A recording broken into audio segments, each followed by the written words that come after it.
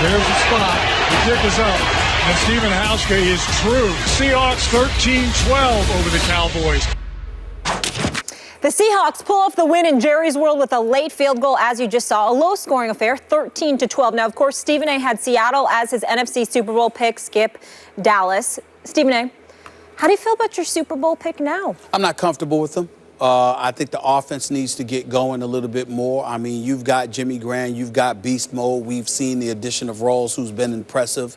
Obviously, Lockett is there. Not who got hurt, but yeah. the little Lockett. Little Lockett is there, and we wish nothing but the best for Ricardo Lockett, which we'll get into a little bit later on.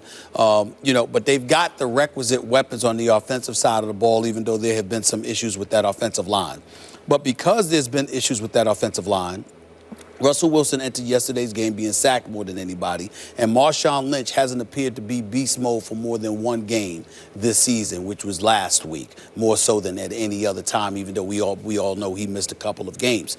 In the end, when you look at it from that perspective, I must say that, I'm still not giving up on them because they've got time to right the ship. But the way they're looking right now, they're not going to win the Super Bowl. I think their defense is coming together more and more and more since Cam Chancellor has gotten back to sort of spearhead that defense. And I think that Richard Sherman is playing better than he did a few weeks ago. So let's throw that out there as well. And Kerry Williams is adapting to some degree in the secondary with the Legion of Boom.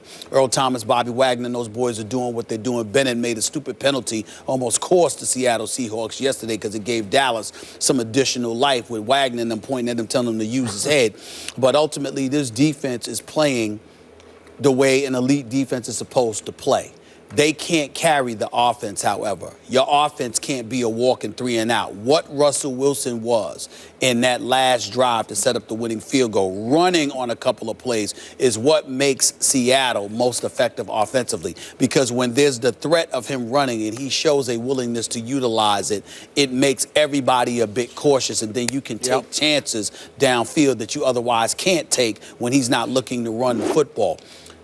Allow me, however, to get into the Dallas Cowboys. Oh, just a little bit. Just a little bit there. Enjoy it. I'm not going to make fun.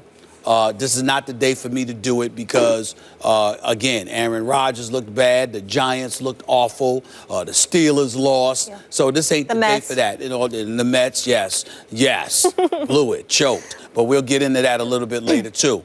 The reality, Skip, is this, and it's something that we have said a long time ago, but certainly haven't had a reason to say in the last year and a half, 2 years. Skip, I think Jason Garrett is a bit overrated. I think somebody needs to say this. Whoever rated him. Well, they were 12-4. They did win a division last year. He got a lot of credit, and we gave that to him. Skip, I watch him, and I consider him a front runner. And you know your man Omar Epps, the actor that was on here, we love him. He's a diehard Cowboy fan just like you are. He said the same thing. But it's like, listen, Jason Garrett's a front runner. When everything is right and all the personnel is there, he can help, he'll make sure you don't beat yourself. Yeah. But a good coach, if not a great coach, is supposed to be able to elevate you even when you don't have your requisite weapons. Now, you can't be what you are with Tony Romo. Yep. But my goodness, you've been in position to win some of these games if you're the Dallas Cowboys. 2 games you had to lead in the fourth quarter. A couple of other games you were right there. And somehow, some way you've lost 5 straight. And Jason Garrett seems incapable of stopping the bleeding. And then I stood around and I watched again that whole Hardy explosion on the sideline from more than a week ago. And I see everybody getting in his face but Jason Garrett, who literally stood there and did nothing. And I just look at this guy and I'm like, there's something missing.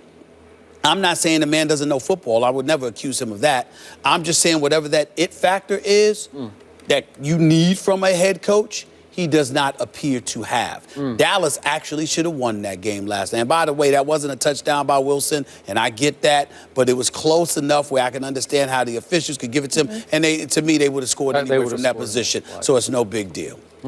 That's all I got to say. Finished? Yep. Is the show over yet? That was a long answer. I didn't think it was, but go ahead. All right.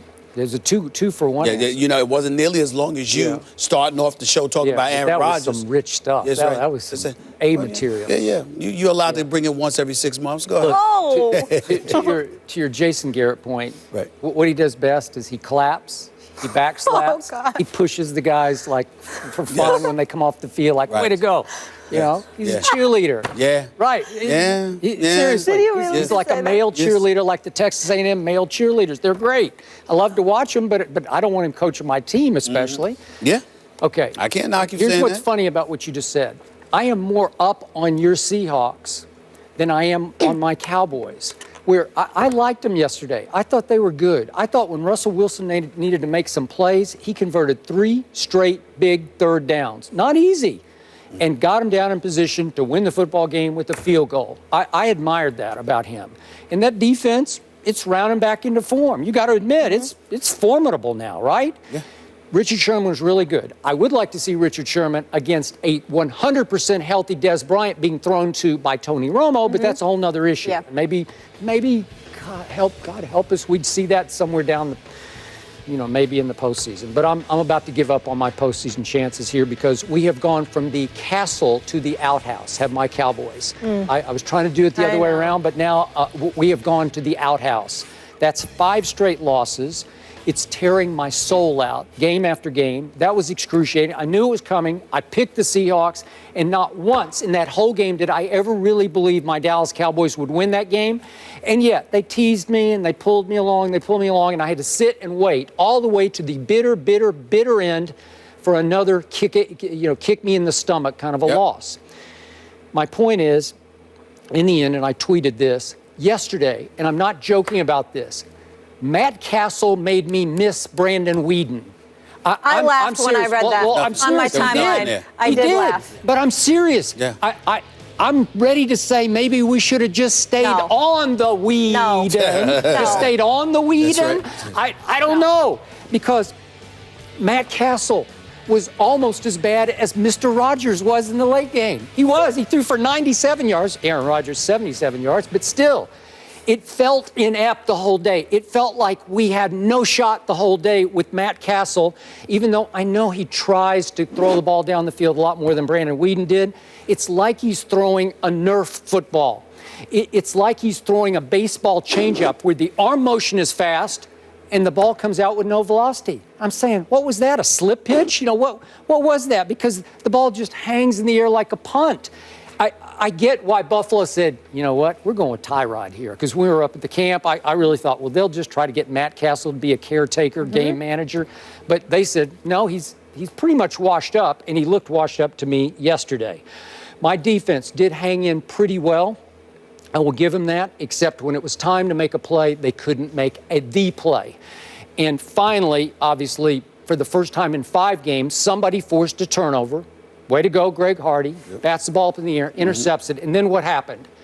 Greg Hardy let the 5'10" quarterback for the Seattle Seahawks tackle him, drop him like a big sack of potatoes, tackle him around. Look at this. He tackles Greg Hardy.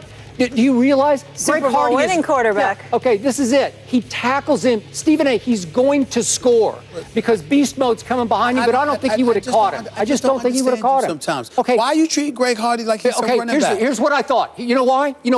At that moment, I wanted some of the special team players to run up to him and get in his face. You let the little quarterback, the shortest quarterback in football tackle you? First of all, That's what I wanted. First of all, this isn't basketball where he's a center and you're trying to defend him and block his shot. This is football. It doesn't matter what your height is when it comes to a tackle. Hey. You ever see them legs on Russell Wilson? He's not some little miniature small dude. No matter how big Greg Hardy, let me tell you, he got massive legs, okay? That's number one. Number two, Greg Hardy sat up there and tapped the ball and then came down and tried to run, but Russell Wilson was already practically at his legs. Number 3, he's a defensive tackle. He's not a stiff arm. Defensive end. Just stiff arm. Again, run through him. Russell Wilson. Skip. That's ridiculous. Run through him. The fact is, Russell Wilson's relatively short. Look at his legs. What's he supposed to do? Cost him 4 points and effectively. Okay, I'll give it up to Russell Wilson. Right. I'll flip it around and do positive Russell. Right. He saved the game for the Seahawks. That's all. Because if Greg Hardy scores, that's +4 because obviously Matt Castle stalls and we have to kick the field goal. 4 points. It was huge in that game. So, well, let's also not forget this. Marshawn Lynch gets tackled out of bounds. You don't get tackled out of bounds. Dallas Billy still had no shot. They had no shot. I never thought I had a shot. He gave them like an additional 40, 45 seconds, which wasn't smart on his part. Okay, you could have given him 3 minutes and 45 seconds, and Matt Castle could not have gotten the ball even in field goal position. So the point is, look, Dez came back. We both thought it was a little prematurely. He did not look 100% confident pushing off the surgically repaired foot. To me, he just didn't look it. Right. So Not even with yet. Dez, and it lifted, it obviously inspired the team, and they hung in, blah, blah, blah. But now, can Matt Castle beat Sam Bradford next Sunday at Jerry World? I don't know. I hope so, but I wouldn't bet a nickel on it right now. Depends what Eagles team shows up. Okay, but it's going to come down to that for my Cowboys. I would remind you, once again, we get back to Jason Garrett, because when Jason Garrett took over for the Cowboys, if you recall, Tony Romo was out and John Kitna was your quarterback. All right, Tony Romo's rating at that particular Kitna wasn't bad. I know he wasn't bad. What I'm trying to say is that you went 5-3 without Romo before in the past. You had John Kitna. This time with Whedon, and let me say this to you. I think Brandon Whedon's getting a bad rap. I repeat. The Dallas Cowboys, think about it. You had the lead against the Atlanta Falcons. You were tied in overtime, and that was a defensive miscommunication. Okay. You know, Brandon Whedon. So would you put him back in next week? Yeah, would you go with him? Why not? What do you have to lose? Because, Matt Castle's not, again, like and you everything just said, to gain. I would put Brandon Whedon back in there this week. Why not? Because I got to tell you, I thought he got a bad rap. I never thought that he should have been taken out. It just didn't matter whether he did or didn't because it's the Cowboys. But the flip side to it is that if you're Brandon Whedon, it was not his fault that they lost those games. Yep. It was not his fault. All right. And he did throw a late touchdown pass at the Eagles. He threw an interception against Atlanta, but they had a lead at that time. Now, it sparked their comeback, but you still, even after they scored off of, once they intercepted them and then drove downfield, you still had a lead. So in the end, they were up 28-17 at halftime. And 21-7 prior to that. Yeah. So the point is, Brandon Whedon put them in positions to win, and there were other factors that contributed to them losing. Oh. They should have never taken him out to begin with. That's the point. But he was playing not to lose instead of to win. Well, at least Matt Castle when tries. has Matt Castle ever played to win? I was. He'll throw it down the field. Brandon Whedon wouldn't throw it down the field to anybody. Maybe they weren't open. You have two quarterbacks. You have none. Bottom line, you need Romo back. That is correct. Seattle's starting to look a little bit like Seattle again. The Royals win their first championship in 30 years, but did the Mets give the title to Kansas City? We'll recap.